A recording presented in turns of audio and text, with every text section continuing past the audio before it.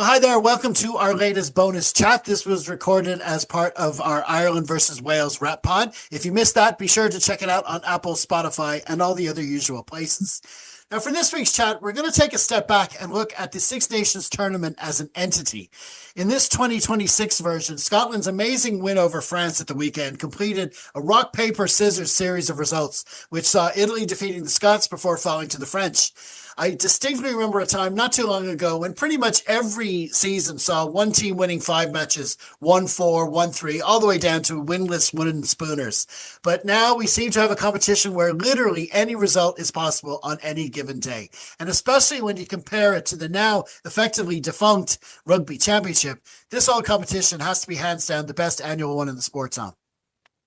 Oh, absolutely. But it is for multiple reasons. And look, I speak as somebody who's a fan of the Rugby Championship. I speak as somebody who's a fan of the Bledisloe Cup.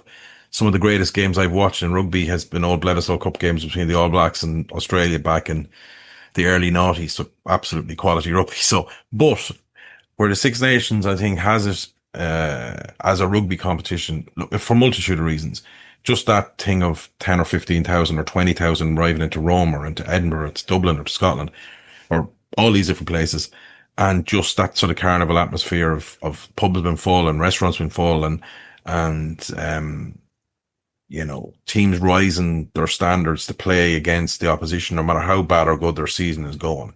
It always brings up banana skins and surprises and shocks and just drama.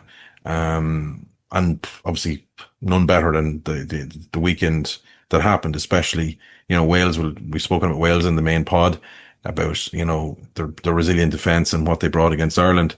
And then obviously what happened in Edinburgh and then followed up what happened in Rome was just like outstanding. So yeah, absolutely. For me, it's still the best, for lots of reasons, the best international competition because of the reasons I've outlined.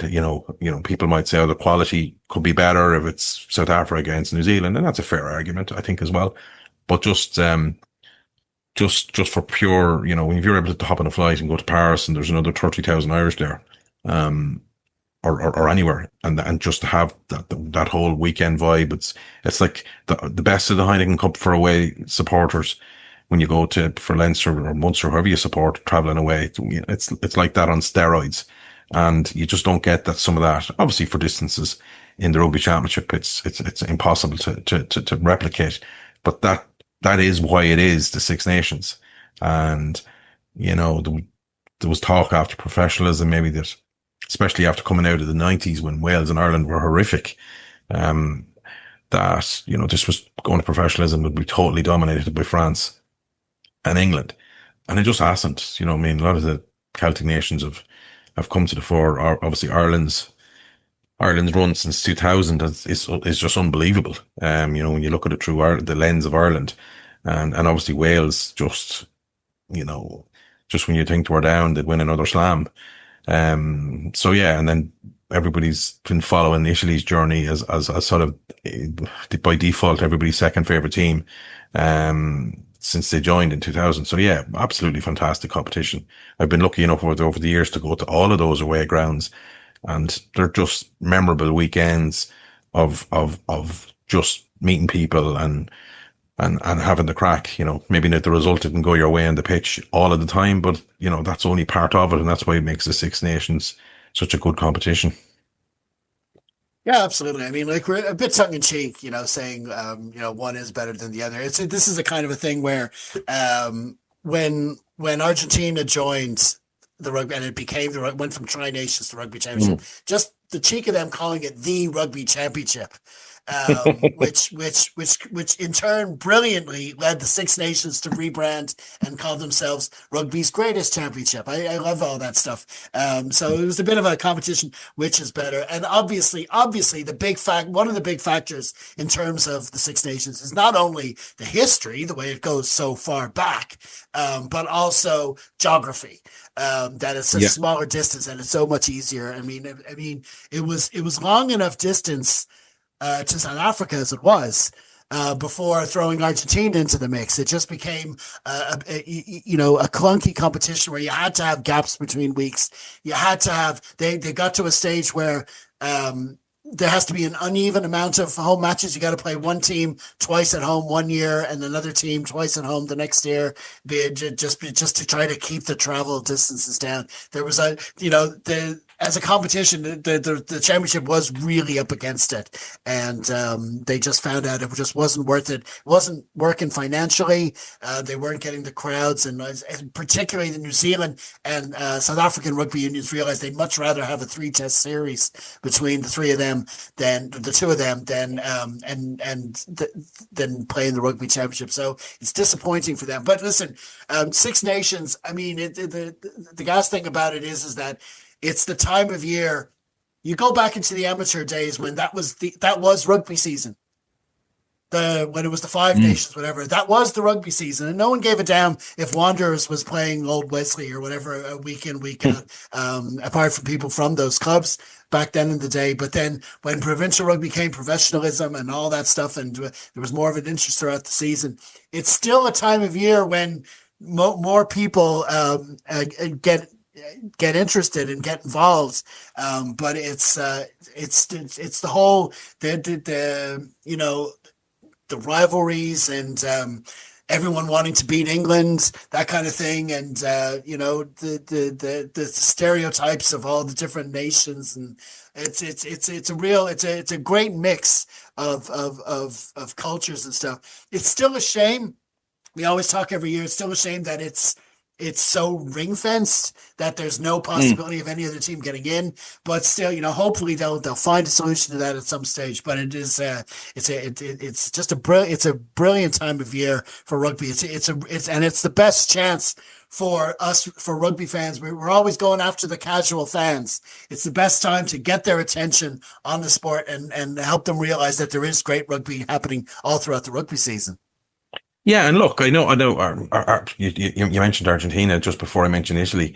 Argentina in the last few years have got some fantastic wins against some of the big three, so to speak, and that will only strengthen that competition. But like for pure theatre, the best of the Six Nations, regardless of what happened in the first two games, whether the basketball score in Edinburgh or Wales on Friday. The game on Saturday evening between Italy and England just summed up what was so good about it. And people might say, well, that's the first time it's happened. But, it's the story of Italy been close, been clear. They've got wins now against all of the teams in the Six Nations, and England was the last one to tick off the box. But just the sheer drama of were they going to blow us? Were England were going to hand it to them? Were they, just any rugby fan or any sporting fan who was just looking in. And then eventually to see Melancello, who's just a class rugby player. He's probably one of the best 12s, and definitely in the Northern Hemisphere. Just such a good player, barrel up the wing and pass it inside to his teammate for Italy to go under the sticks. Just like we mentioned about Rhys Carr on the main pod. You cannot have anything but joy. And I'm pretty sure there was a lot of England fans in Rome who've had plenty of Prosecco and good Italian wine over the weekend, didn't begrudge Italy either. And if you're going to lose a game, you might as well be in Rome when you can head off to the different places. And that's part of it. And, that was just a fantastic occasion. And the weekend's games just summed up what a great competition it is. You're right with the ring fence. And I was only looking at the European Rugby Championship trying to see Georgia have won it 12 out of the last 13 times or something like that. And they've obviously shown how they're quality enough by beating Wales in Wales and beating them away. So look, hopefully I think maybe an expansion may be the way forward eventually. I know the South Africans, I'm pretty sure, would love to get their foot in the door of an Eight Nations competition, but, maybe that's for another day. But yeah, as long as it's six at the moment, it's been a great competition.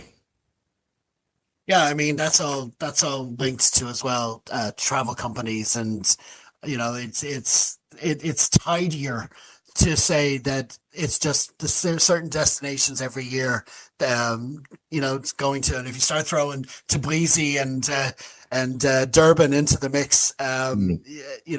I don't know. It's a shame, but hopefully they will look to get to look at alternatives maybe and look beyond it. But still, for now, I mean, it's the best part of the rugby season as well, and it's great to get to be getting more people involved and get into the game.